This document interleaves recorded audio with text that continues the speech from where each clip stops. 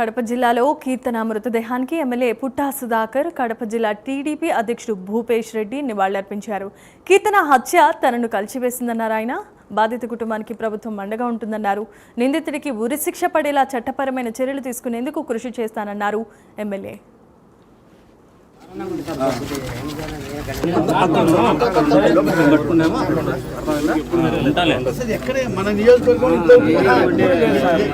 ఇంతవరకు ఊర్లో ఇట్లా జరిగింది.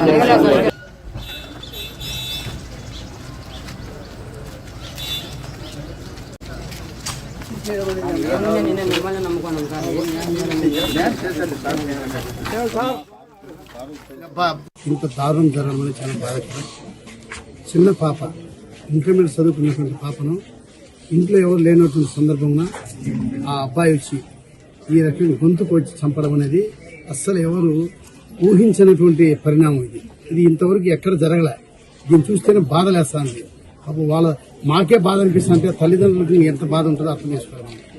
ఇటువంటి చర్యలు జరగకుండా ఫ్యూచర్లో ఎవరైనా కూడా ఆడపిల్ల జోలికి ఎవరైనా మగపిల్లలు చూడాలన్నా భయపడేటట్టుగా మా నారా లోకేష్ బాబు గారు మాకందరికీ గట్టిగా ఇన్స్ట్రక్షన్ ఇవ్వడం జరిగింది. అదే రకంగా అధికారులు కూడా చెప్పడం జరిగింది.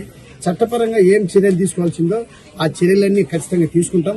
దీని వెనకాల ఎవరెవరు ఇన్వాల్వ్మెంట్ ఉందో ఇన్వాల్వ్మెంట్ ఉన్న వాళ్ళు అందరి మీద యాక్షన్ తీసుకుంటాము.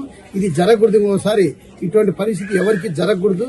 దీని రకంగా మేము యాక్షన్ తీసుకుంటామని చెప్పి వాళ్ళకి హామీ కూడా ఇవ్వడం జరిగింది. ఈ విద్యార్థినికి ఈ విధంగా గొంతు కోసి ఒక ఆకతాయి ఈ విధంగా చేయడం కడప జిల్లా లేదా ఆంధ్రప్రదేశ్ అంతా ఇది నివ్వెరపోయి దిగ్భ్రాంతి చెందినారు.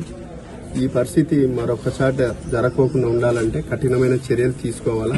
కఠినమైన చర్యలు తీసుకోవాలంటే వేరే వాళ్ళు ఏ ఒక్కరు ఇట్లా ఆడపిల్లలకి జరగకుండా ఉండాలనే విషయంతో కఠిన చర్యలు ఉంటాయి. నారా లోకేష్ బాబు గారు కూడా మన ఎస్పీ గారితో గాని కలెక్టర్తో గాని మాతో మాట్లాడి వాళ్లకు చేయాల్సిన న్యాయం చేయాలా. ఎవరున్నా కూడా దీంతో వదిలిపెట్టే ప్రసక్తే లేదు.